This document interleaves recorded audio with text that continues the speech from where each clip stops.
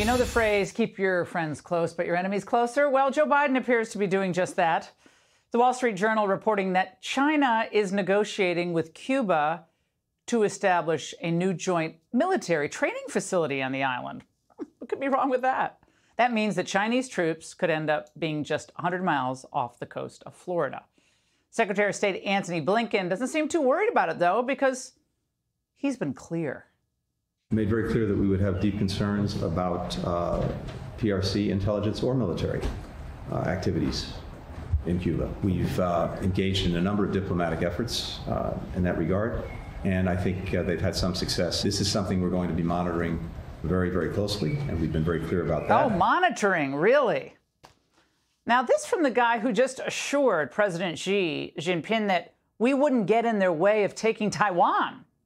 Even if we tried, the CCP knows the Biden administration is limited in what they would actually do. As the New York Times writes, clashes over issues between China and the U.S.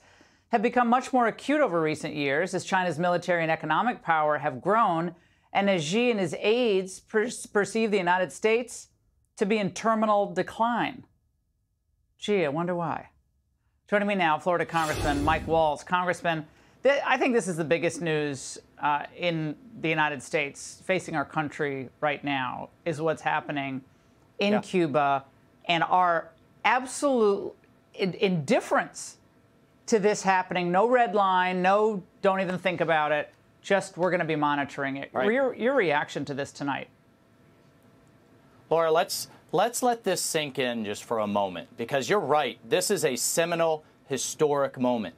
We are on the verge of having Chinese Communist Party troops in the Caribbean, 100 miles from the southern coast of Florida. I mean, it's like taking me back to the 1980s, the movie Red Dawn, where you had Soviets and Cubans invading the United States. They're taking a play right out the Soviet playbook. But, Laura, this is a world right now where our enemies, our adversaries, do not fear any consequences. They harass our planes, harass our ships, break into our bases, spy on our nuclear facilities with a sophisticated balloon, not a silly balloon, and now put troops in our back door, and they get rewarded with a meeting. It's truly astounding. It's dangerous, and this is how wars start. And if you contrast that to just a few years ago with Trump, what happened there? Iran hits our embassy and kills an American. Soleimani, their field general, dead. Right? ISIS gets out of control, continues to attack us in Europe.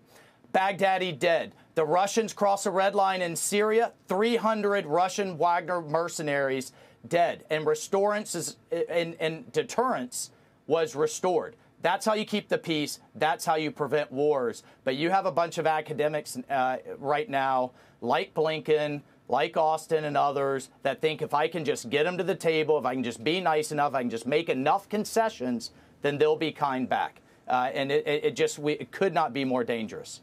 Do you believe, this is what I believe, that the elites in Washington and academia, in Wall Street, they've actually already come to terms with the fact that China has eclipsed the United States, and they just want to smooth things out? Now, I call it a surrender because I think it is. And I worked for President Reagan as a young person in my early 20s. Okay, I think it's a surrender. How would you describe this? Well, it's a quiet surrender with everybody making money on top of it, Laura. All the establishment institutions that the Democrats care the most about, academia, Hollywood, sports industry, woke corporations on Wall Street. Number one, they believe America is fundamentally a bad country. Number two, they have Marxist roots in the sense of what's going on with Xi pushing socialism with Chinese characteristics. And number three, if they can just keep the status quo, we can make the next bonus, make the next quarterly earnings. So Biden, Blinken, and crew don't rock the boat. Keep the gravy train coming.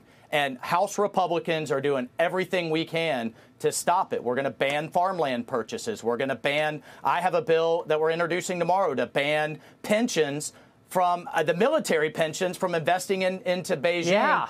Build up our military, arm our allies. This is how we prevent this World War III that's right around the corner from starting. Yep. I will add, build our industrial base back better. That's what we need to do, Congressman. Wonderful to see you. Bring the supply chains home. We have to bring them home. Absolutely. Congressman, thank you so much. Hey, Sean Hannity here. Hey, click here to subscribe to Fox News YouTube page and catch our hottest interviews and most compelling analysis. You will not get it anywhere else.